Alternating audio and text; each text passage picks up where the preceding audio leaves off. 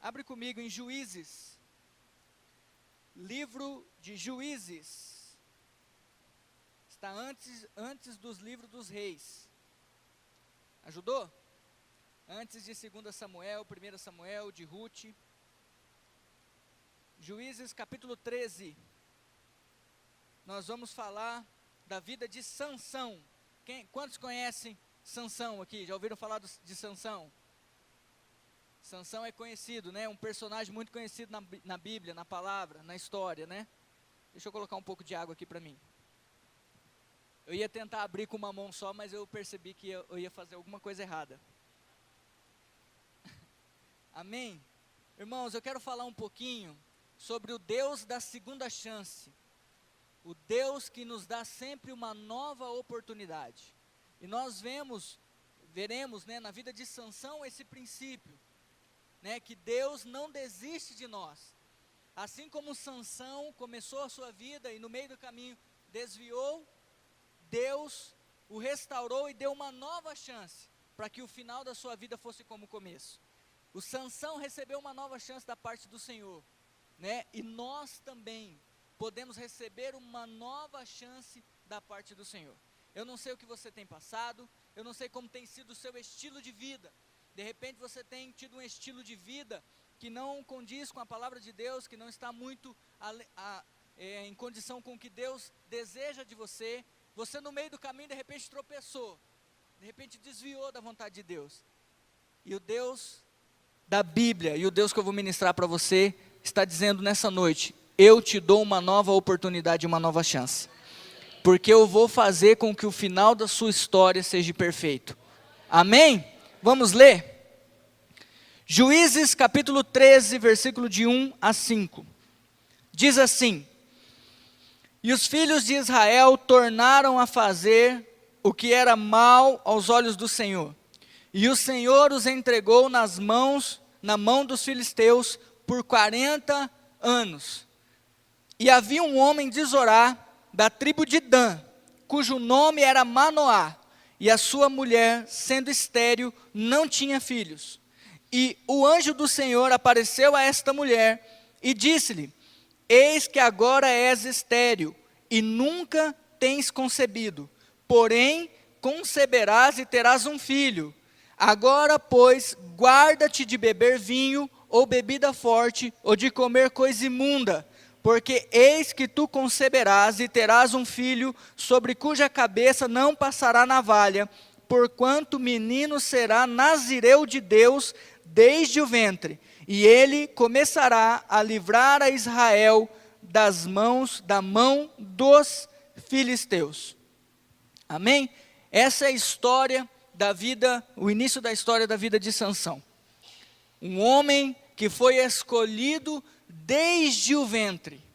Um homem que foi separado para Deus desde o ventre da sua mãe.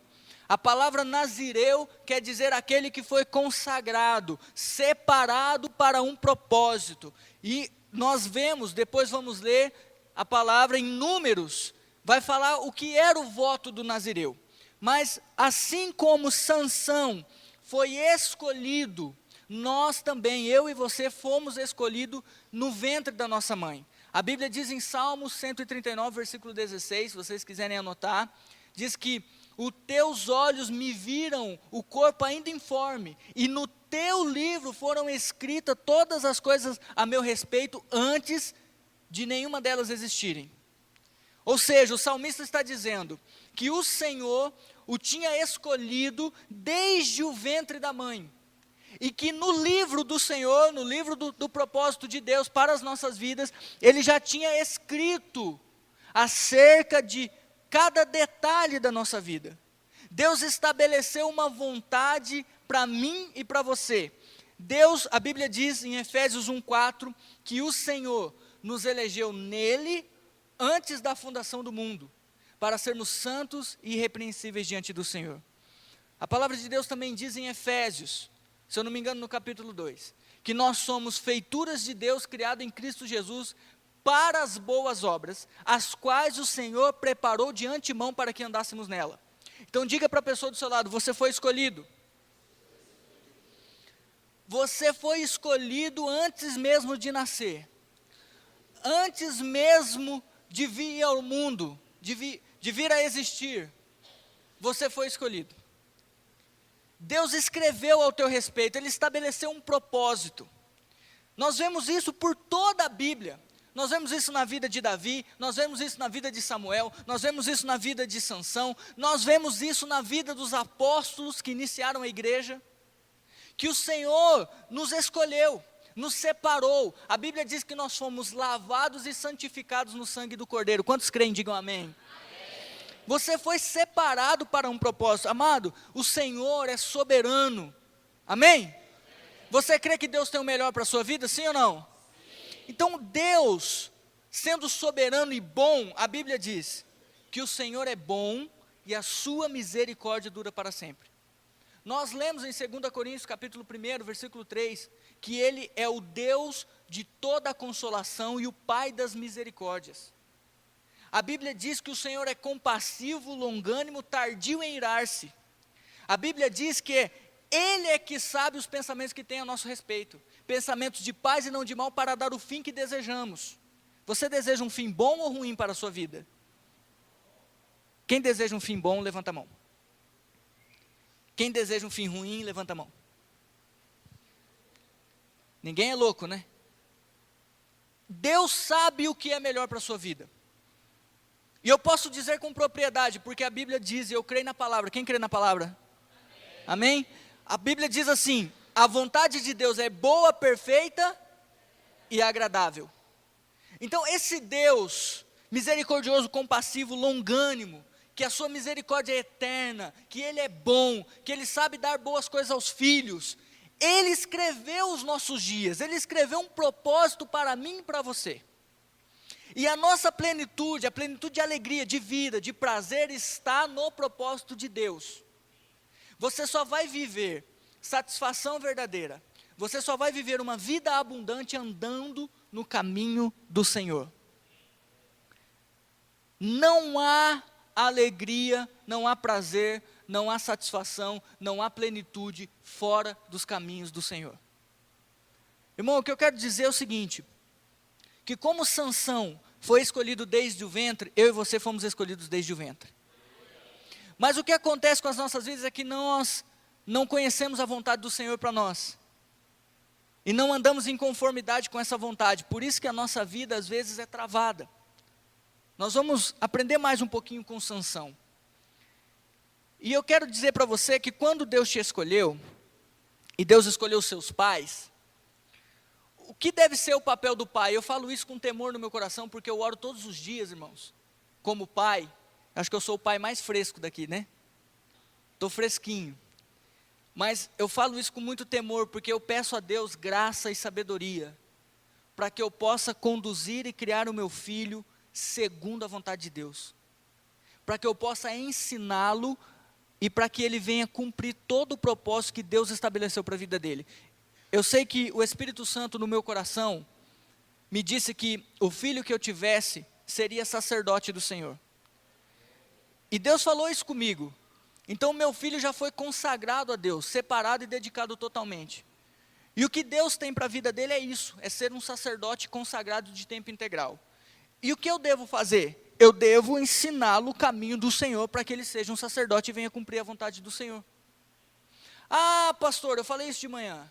Mas o teu filho então não vai poder escolher, e se ele quiser ser jogador de futebol?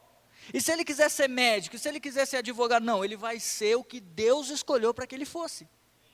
Porque Deus é soberano e Deus escolheu. Amém? Então nós temos que ser aquilo que Deus escolheu para que fôssemos. Sansão foi criado, não só Sansão, mas como seus pais também viveram um voto de Nazireu. Foram separados para Deus e ensinaram a Sansão, durante toda a sua vida, até ele assumir o ministério, que ele deveria cumprir a vontade de Deus. Ele não teve outra escolha, irmãos. Vira para o irmão do seu lado e fala: irmão, você não tem outra escolha.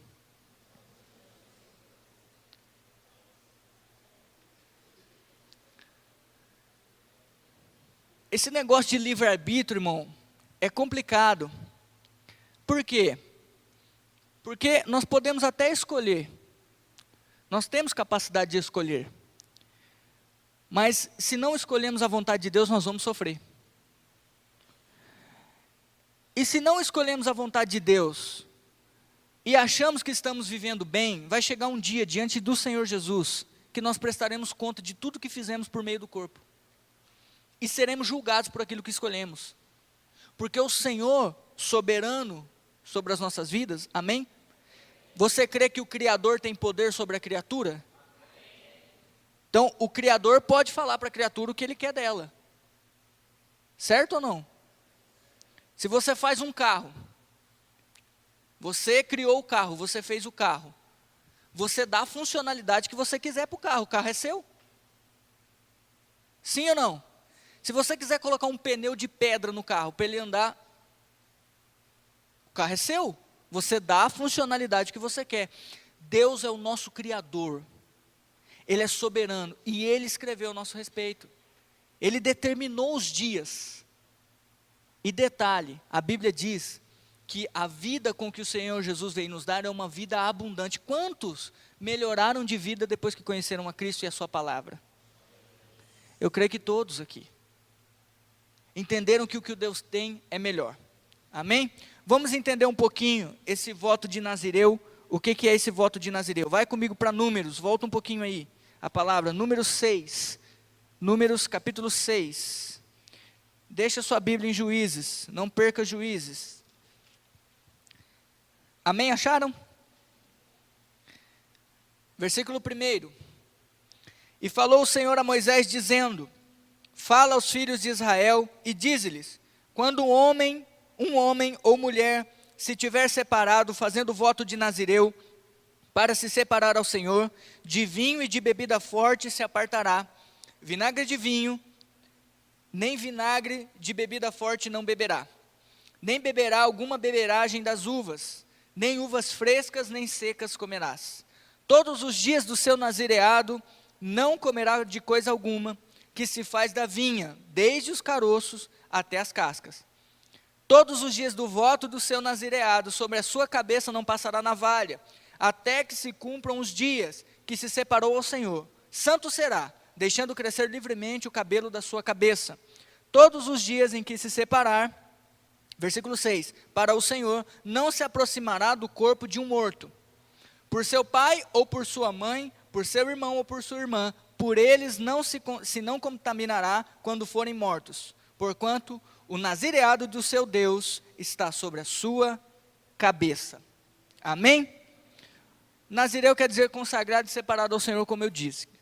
E cada uma dessas proibições, que são 3, apontam para nós realidades espirituais. Era algo externo na vida de quem fazia um voto, de quem se decidia separar para o Senhor, mas também apontam para realidades hoje, na nossa vida, que nós também devemos cumprir, se entendemos que fomos separados para o Senhor. Você entende que foi separado para o Senhor? Você entende que Jesus te santificou e te comprou? Então Jesus te comprou e te santificou, assim como Ele fez com Adão, para cumprir a sua vontade. Eu mesmo falei em Efésios, Deus preparou obras para que eu e você fizesse. Ele contou comigo e com você, Ele confiou a nós. Amém? Deus pode confiar em você, irmão? Amém. Pode? Amém. E Deus nos separou. E a primeira proibição era não tomar vinho. O que significa isso? Tomar vinho é pecado, pastor? Não, a Bíblia não declara que tomar vinho é pecado. A Bíblia diz: não vos embriagueis com vinho, mas enchei-vos do Espírito Santo. Então, em nenhum momento a Bíblia vai dizer que tomar vinho é pecado. Mas, se nós entendemos que fomos separados para Deus, se nós entendemos que somos o exemplo, e que a nossa vida de santidade reflete a Deus, nós muitas vezes temos que deixar de tomar o vinho, ou qualquer outra bebida forte, por amor ao Senhor e a sua palavra e a sua obra, amém? O que significa o vinho? O vinho na Bíblia está ligado à alegria e ao prazer. E você percebe no ministério de Jesus, quando Ele iniciou o ministério, qual foi o primeiro milagre que Ele fez? transformar água em vinho. Ele transformou a água em vinho. E isso é maravilhoso porque quer dizer que Jesus veio transformar a nossa vida. Uma vida sem cheiro e sem sabor em uma vida de prazer, de alegria e de abundância. É isso que significa o transformar água em vinho. Mas, como eu disse em Efésios 5,18, diz: não vos embriagueis com o vinho, mas enchei-vos do Espírito. Por quê? Porque o vinho está ligado ao prazer da carne. O vinho está ligado àquilo que nós temos de prazer na carne. E quando Deus disse que o nazireu não poderia tomar vinho, e todo aquele que foi separado, santificado ao Senhor, não deve tomar o vinho, está dizendo que o nosso prazer deve estar na pessoa de Cristo e de Deus. Que a plenitude do prazer está na presença de Deus, que nós devemos buscar o nosso prazer e mostrar ao mundo que o nosso prazer não está nas coisas da carne, mas nosso prazer está em Cristo, e que nele nós temos prazer e alegria. Amém? Era isso que um voto de nazireu dizia a respeito de tomar vinho. A segunda proibição é que não podia cortar o cabelo. Misericórdia, né? Imagina, irmão, sem cortar o cabelo. Já é meio estragadinha a lataria, né? Glória a Deus que nós teremos corpos glorificados. Você pode ter irmão que precisa glorificar a Deus aí, irmão, porque só Jesus na cara. Amém. A Bíblia diz que os sinceros se manifestam. Amém. Mas o nazireu, ele não cortava o cabelo. E esse era um dos sinais mais importantes do voto de nazireu. Por quê? Porque era o sinal visível. O não tomar vinho e não tocar em nada morto, não era visível. Mas o deixar o cabelo crescer, todos viam. E o que significa deixar o cabelo crescer? Significa uma completa e total submissão e obediência a Deus. O cabelo na Bíblia está ligado à submissão e obediência. Por que que o apóstolo Paulo diz em Coríntio, acerca daquela igreja, uma realidade para aquela igreja, que a mulher deveria deixar o cabelo crescer? Porque a mulher deixando o cabelo crescer, ela declarava que ela tinha um sacerdote, um homem, como sua cobertura, e ela era submissa ao homem, como diz a palavra. E que o homem não poderia ter o cabelo comprido, mas o nazireu tinha que ter o cabelo comprido. Por quê? Porque todos aqueles que olhavam para ele, percebiam que esse homem era separado para um propósito, e que ele era submisso e obediente a Deus em qualquer circunstância. Ele era totalmente obediente e submisso à palavra e à vontade de Deus. E também, por um outro lado, era motivo de zombaria. Porque todas as vezes, irmãos, coloque isso no seu coração. Se você dispor no seu coração a ser submisso a Deus e à sua vontade, você vai ser motivo de zombaria e de chacota. Olha lá o crente. Lá vai o crente. Olha o crente com a Bíblia na mão. Olha o crente radical. O crente está ficando louco. Vive na igreja. É assim que dizem, sim ou não? Você está ficando louco, você não precisa estar o tempo todo na igreja. Você tem que dizer para ele, não sou eu que estou o tempo todo na igreja, é a igreja que está o tempo todo em mim. Porque eu sou a igreja, e onde eu vou, a igreja vai comigo. Eu não consigo viver outra vida a não ser a vida da igreja, porque a vida da igreja é a minha vida. Está vendo, irmão? De repente você está olhando, está pesado o fardo? Não está pesado, é porque a maneira como você vê as coisas, a maneira como você pensa, assim é. Então, se você pensa que a vida da igreja é um fardo, vai ser, não adianta. Agora, se você pensa que a sua vida está em Cristo, e que Cristo é o cabeça da igreja, você faz parte do corpo de Cristo, você é a igreja, e tudo que você vive para a igreja, pela igreja, e pelo propósito de Deus, nada vai ser um fardo. Você vai começar a ter prazer nas coisas da igreja. Amém? Mas é ser motivo de chacota e zombaria. Por quê? Porque vão falar. Mas o nazireu, ele tinha que ser fiel a Deus e totalmente submisso. Amém? Essa responsabilidade está sobre nós também. Outra proibição é que ele não poderia tocar em nada morto. Mas o não tocar em nada morto, irmãos, não está falando de rejeitar o pecado, rejeitar os desejos da carne. Está falando de tudo aquilo que tem cheiro de morte, mesmo que não seja pecado e mesmo que não seja carnal. A Bíblia diz, fugir do desejo maligno da sua juventude e fugir da aparência do mal. Não é fugir do mal, aquilo que aparenta ser mal, nós temos que fugir. Então, nós não podemos ficar rodeando. Tudo aquilo que aparenta ser mal, nós temos que fugir. É isso que significa não tocar em nada morto. Você percebe que nós temos 3 inimigos na nossa vida. E cada um desses inimigos opõe a uma pessoa da divindade. Amém? Então nós temos o pecado, né, o diabo, que se opõe a Cristo. Você vê lá em Mateus 4, quando Jesus está no deserto, que vai iniciar seu ministério, o diabo vem resisti-lo. Nós temos um segundo inimigo, que é a carne. A Bíblia vai dizer que, em Gálatas, que a carne milita contra o Espírito, ela faz guerra contra o Espírito. Quer dizer isso? Quer dizer que os nossos desejos carnais, daquilo que aprendemos desde criança, né, vai guerrear contra a vontade do Espírito. Quantos aqui já se pegaram fazendo o que não queriam fazer? Eu já, irmão, eu já levanto minha mão aqui, porque eu sempre me pego assim. Eu sei que não deve fazer isso, mas eu não sei porque eu estou fazendo isso de novo. Por quê? Porque eu cedi aos desejos da carne. Entende? E a carne vai sempre opor ao Espírito. E nós temos um terceiro inimigo, que é o mundo. O sistema do mundo, não são as pessoas, mas o mundo, o sistema que rege o mundo, né? O governo do mundo. A Bíblia diz que o mundo jaz no... Por isso que o Senhor Jesus estabeleceu a igreja. Por quê? Porque o propósito da igreja é destruir as obras do diabo e estabelecer o reino e o governo de Deus na terra. Então, quando você está em Cristo, na igreja, o sistema que governa a sua vida não é mais o do diabo, e é sim de Cristo. Amém? Então nós temos esses 3 inimigos que se opõem a cada pessoa da divindade. O diabo, a Bíblia diz, resistir ao diabo, ele fugirá de vós. Tem gente que está fugindo do diabo, né? Tem tanto medo do diabo que falar diabo, a pessoa já, meu Deus, não faça a palavra perto de mim que eu vou... Irmão, medo é um espírito. O medo é bom, mas o medo excessivo te trava, te impede de prosseguir. Amém? O medo é bom, eu sei que se eu ficar andando aqui, eu posso cair. Então eu tenho medo de ficar muito na beirada. O medo me guarda, mas o medo em excesso me trava.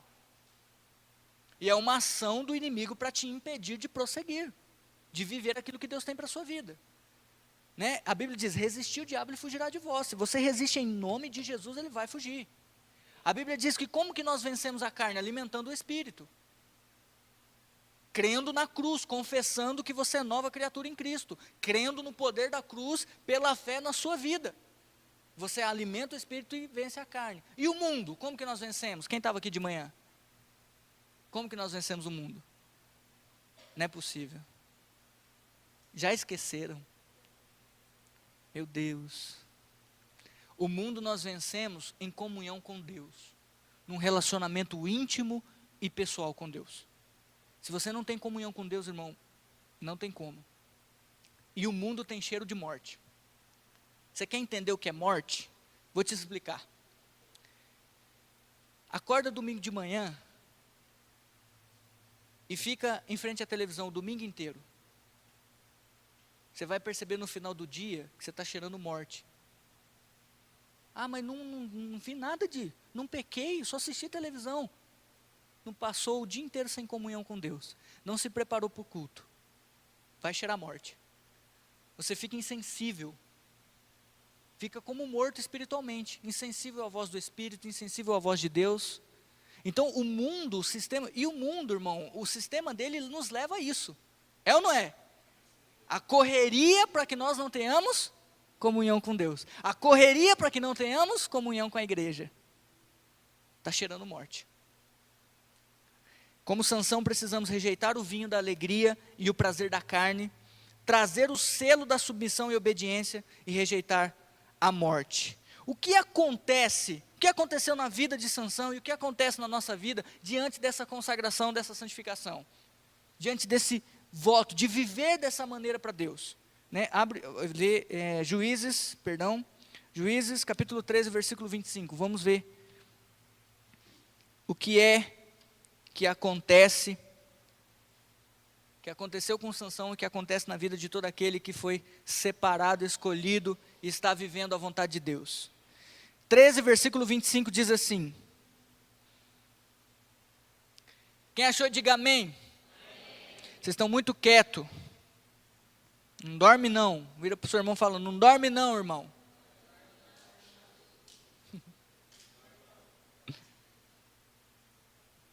Quantos têm o costume de descansar antes de vir para o culto? Isso é importante, irmão. Isso é importante. Eu lembro que quando eu ia obrigado para a igreja, irmão, eu já fui obrigado para a igreja. Acredite. Hoje você tem que me obrigar a não estar na igreja. Calma, deixa um pouco a igreja, senão fica... Mas eu já fui obrigado para a igreja. E eu lembro que eu dormia no culto, toda vez. Eu levava cada cutucão da mãe. Acorda, eu ficava brava. Rapaz, pensa numa baixinha brava. Ficava brava comigo, porque eu dava as cochiladas. Mas não tinha jeito, irmão. Festa a noite inteira no sábado. Que jeito que eu ia conseguir ir no culto no domingo? Eu só queria saber de dormir, né? Mas ela ficava brava comigo. Nós temos que nos preparar para o culto. E um dos preparos do culto é descansar. Para que você possa ouvir a palavra, reter o que é bom. Né? Senão você fica aí dormindo. Amém? Juízes 13, 25. E o Espírito do Senhor começou a incitá-lo, de quando em quando, para o campo de Dan, entre Zorá e Estaol. Aqui está falando do início do ministério de Sansão. Qual dos filisteus? Amém? O propósito de Deus, para mim e para a sua vida, é o mesmo. Porque o Senhor conta comigo e com você para estabelecermos o reino de Cristo e libertarmos as pessoas da mão de Satanás. E manifestarmos o amor do Pai, o amor de Cristo. Então, foi confiado a nós o mesmo propósito. Amém?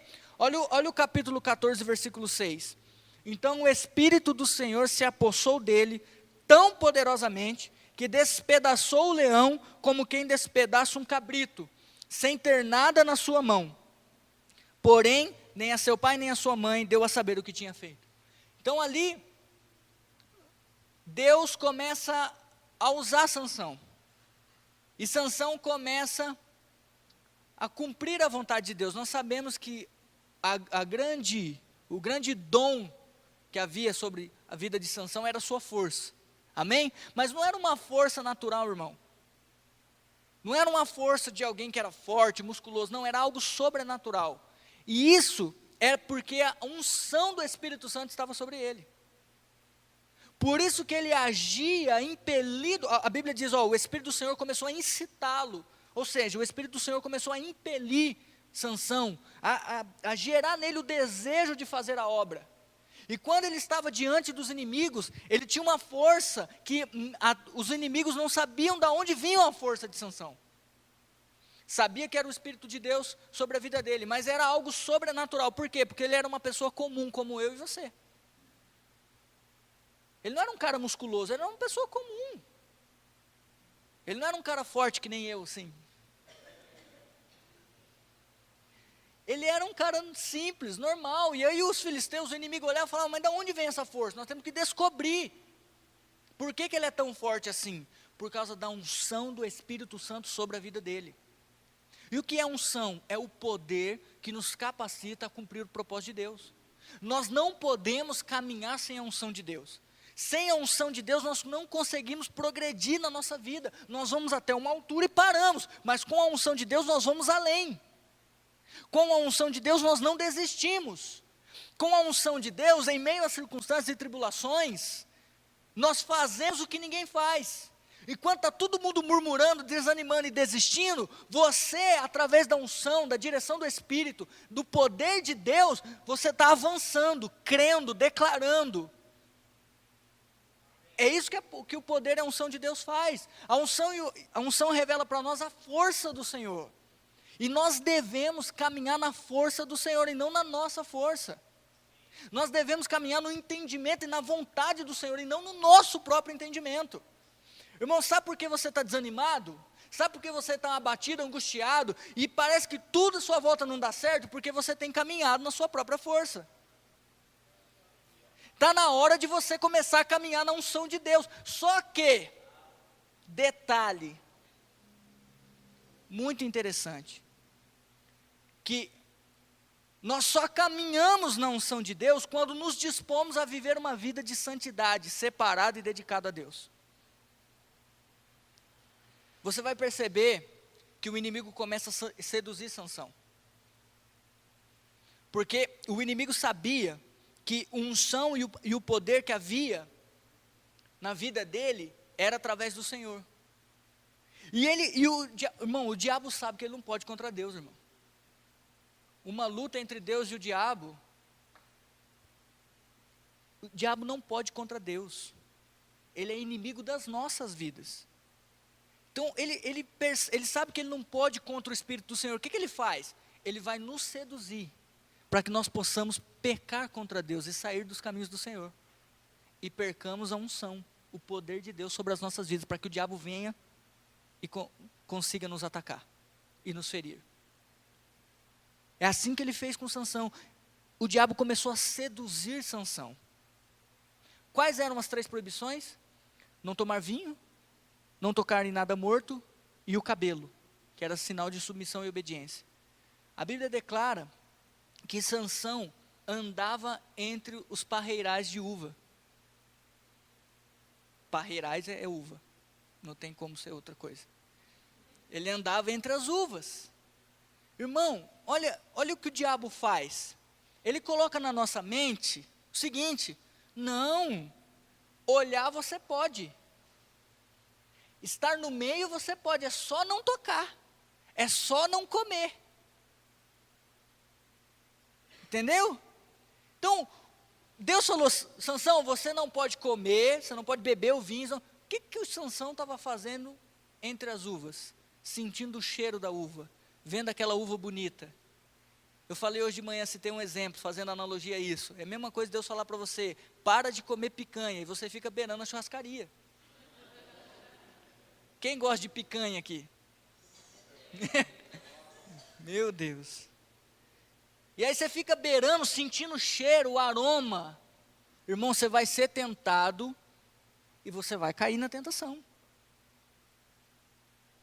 Vai cair. Tentação não é pecado. Andar entre as uvas não é pecado, mas vai te levar a desejar as uvas. Outra coisa que Deus disse: Sansão, você não pode tocar em nada morto. Depois que ele mata o leão, ele passa por ali onde o leão está morto, e no meio do leão, dentro do leão, tem favo de mel. Você sabe o que quer dizer isso? Quer dizer que o mundo, a aparência do mundo e o que o inimigo faz com as coisas do mundo é colocar mel, para que nós nos sintamos atraídos pela doçura do mel e venhamos cair e tocar naquilo que é morto. Sansão pega do mel e come, porque o mel é bom.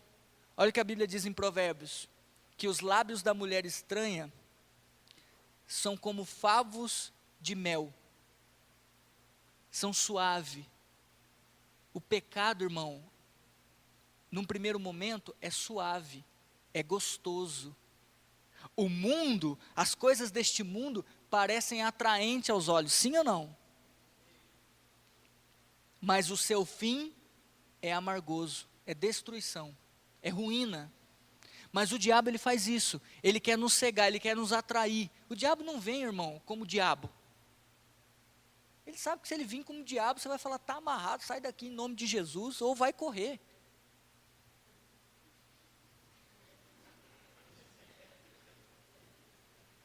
Né?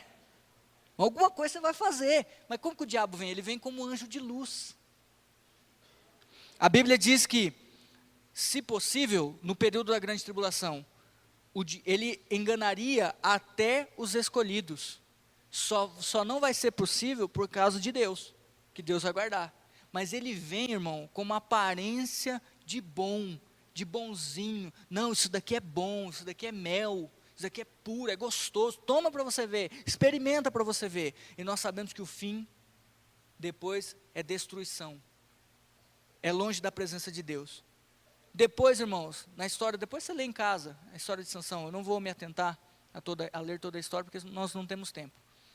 Mas você vai perceber que Sansão declara a mulher que ele tinha casado, e casou com a mulher do povo inimigo. Entrou em julgo desigual. Problema.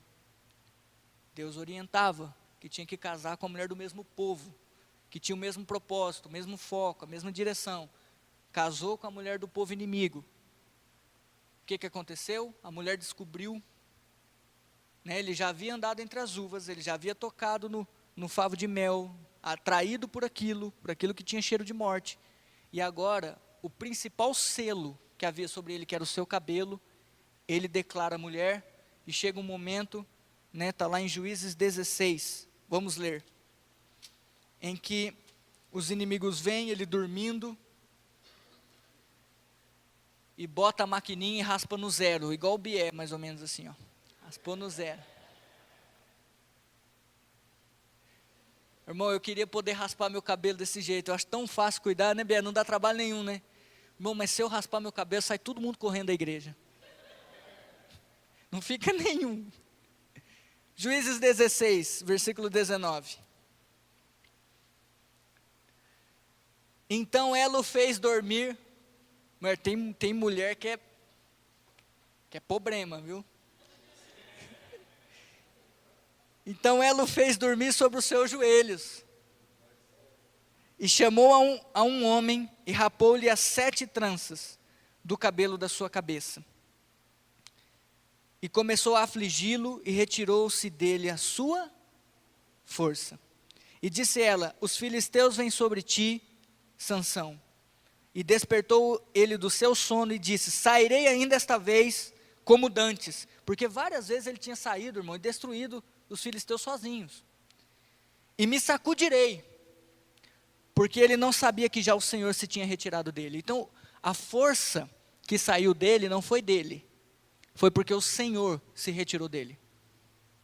Irmão, quando o Senhor se retira da nossa vida, e quando a unção não está sobre nós, nós caímos. Nós somos presas fáceis para o maligno, para o inimigo.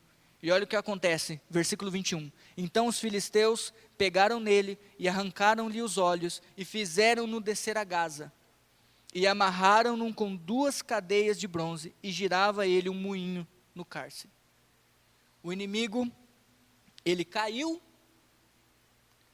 o inimigo pegou ele, amarrou, arrancou os 2 olhos dele. E prendeu ele. 3 consequências sobre as nossas vidas quando nós deixamos de estar diante do Senhor. Deixamos de andar em santidade. Deixamos de andar separados, segundo a vontade de Deus. 3 coisas que acontecem. Primeira, é que perdemos o poder para vencer o pecado e subjugar o inimigo. Ele já não tinha poder mais. O inimigo veio e amarrou ele, porque ele já não tinha mais força. Segunda coisa que acontece é que nós somos presos. Assim como ele foi preso em cadeias de bronze, quando nós deixamos a consagração à nossa vida com Deus, nós somos presos em cadeias espirituais. Você sabe que isso é a realidade de muitas pessoas dentro da igreja. Pastor, eu sou filho de Deus, eu sou mais que vencedor. Isso, verdade, tudo isso a Bíblia diz a seu respeito. Mas tem muitas pessoas andando no pecado e estão presas em cadeias espirituais. Porque estão enredadas pelo pecado. Por aquilo que os prende. E a pessoa não consegue avançar. Mas anda como preso. É um vencedor no papel. Mas na experiência e nas atitudes vive como um derrotado. Vive preso. Foi assim que aconteceu com a vida de Sansão. E a terceira consequência é que perdemos a visão. Os 2 olhos dele foram arrancados. Sabe o que significa perder a visão? Significa estar insensível para as coisas de Deus. Você começa a se mover pelo natural. Você vê um irmão cheio de unção, adorando, cantando, louvando. Você já vê, isso daí é coisa da carne. Isso daí não é de Deus não. Por quê? Porque os seus sentidos espirituais já estão obscurecidos. Você não consegue mais discernir o que é espiritual. Você anda, a sua mente já cauterizou com o pecado. Sabe, antigamente você era sim, sim, não, não. Não, eu não vou lá porque é errado, Deus não quer. Mas agora fala, mas não é bem assim. Deus é amor. Não é bem assim. Por quê? Porque você perde a visão, você perde a sensibilidade. Foi isso que aconteceu com ele. E aí, quando acontece isso, nós perdemos o rumo. E ficamos andando em círculo. Irmão, de repente, é o que está acontecendo com a sua vida. De repente você fala, pastor, você está falando aí, eu comecei bem minha caminhada, mas parece que eu estou numa posição, num momento em que eu estou andando em círculos. As coisas não vão, parece que eu não saio mais do lugar, as coisas estão travadas na minha vida. Eu perdi o foco, perdi o rumo, eu já não sei mais o que fazer, não sei nem como orar, eu comecei bem. Eu estou aqui para declarar sobre a sua vida e ministrar que o nosso Deus é um Deus da segunda chance. Assim como Sansão teve uma nova oportunidade, esse Deus está te dando essa nova oportunidade hoje. Ele é o Deus misericordioso e compassivo, Ele é longânimo, Ele está dizendo para você hoje, eu te dou uma segunda chance. Abre comigo, Juízes mesmo, no versículo 22, aonde estamos mesmo, onde estamos? Versículo 22 diz assim, ele estava lá, girando o moinho no cárcere, preso, os inimigos tinham arrancado seus olhos, ele já não via mais. A Bíblia declara no versículo 22, que o cabelo da sua cabeça começou a crescer. O que significa que o cabelo começou a crescer? Significa que Sansão começou a buscar arrependimento diante do Senhor. Deixar o cabelo crescer quer dizer buscar o Senhor em arrependimento, em confissão, restaurar a comunhão com Deus, restaurar a nossa vida com Deus, reconhecer que nós estamos num momento ruim e restaurar a nossa vida. Irmãos, os inimigos poderiam ter matado Sansão, mas sabe por que não mataram? Porque Deus iria dar uma segunda chance a ele. Sabe por que o inimigo ainda não destruiu a sua vida por completo? Porque Deus está te dando uma nova chance. Você precisa deixar o cabelo crescer. A Bíblia diz que ele deixou o cabelo crescer, o seu cabelo começou a crescer. O cabelo não cresce da noite para o dia. Amém? É um crescimento progressivo. Então é uma vida de arrependimento diante de Deus contínua. E depois a Bíblia diz que ele clamou ao Senhor, então clamou ao Senhor, lá preso, ele clamou. Porque se você clamar ao Senhor, Ele te ouve, Ele escuta. Porque os ouvidos e os olhos do Senhor estão atentos a toda a oração que fazemos a Ele. Por que ele clamou? Porque ele sabia que somente Deus poderia livrá-lo daquilo. E ele reconheceu que Deus estava dando uma nova oportunidade na vida dele. Então ele clama, ele fala, Senhor, eu reconheço que Tu és o Senhor, Tu és soberano. Porque quando nós clamamos a Deus, nós reconhecemos a soberania dEle. Nós precisamos clamar em arrependimento, gritar, Senhor, me socorre. A Bíblia diz que o Senhor é socorro bem presente na angústia, na tribulação, irmão. Você precisa clamar. Clame, porque Ele está te dando uma nova oportunidade de clamar. E o terceiro é que a Bíblia vai declarar no versículo 29 e 30. Vamos ler. Abraçou-se, pois, Sansão com as duas colunas do meio, em que se sustinha a casa, e arrimou-se sobre elas, com a sua mão direita numa e com a sua esquerda na outra. E disse Sansão, morra eu com os filisteus. E inclinou-se com força, e a casa caiu sobre os príncipes e sobre todo o povo que nela havia. E foram mais os mortos que matou na sua morte, do que os que mataram em sua vida. E o terceiro caminho, a terceira coisa que acontece quando Deus nos dá uma nova oportunidade, é porque Deus quer que nós venhamos morrer para nós mesmos, morrer para as nossas vontades, para os nossos desejos. E aqui nesse momento, Sansão entendeu que a nova oportunidade, e ele não amou a sua própria vida. E a Bíblia diz que mais foi o que ele matou na sua morte do que na sua vida. A unção e o poder de Deus voltaram sobre a vida de Sansão para que ele pudesse cumprir o propósito, porque Deus havia dado uma segunda chance, uma nova oportunidade. Irmão, só tem uma nova oportunidade, e quando Deus está nos dando essa nova oportunidade, é para que eu e você não venhamos a amar a nossa própria vida, porque se amamos a nossa própria vida, deixamos de cumprir a vontade de Deus. Por quê, pastor?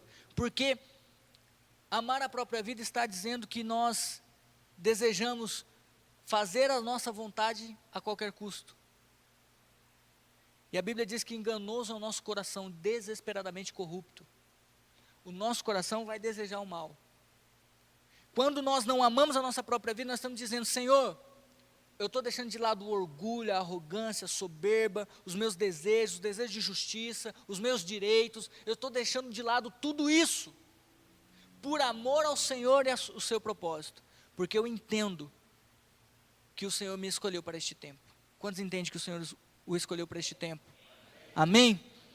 Você precisa não amar a sua própria vida, para cumprir a vontade de Deus.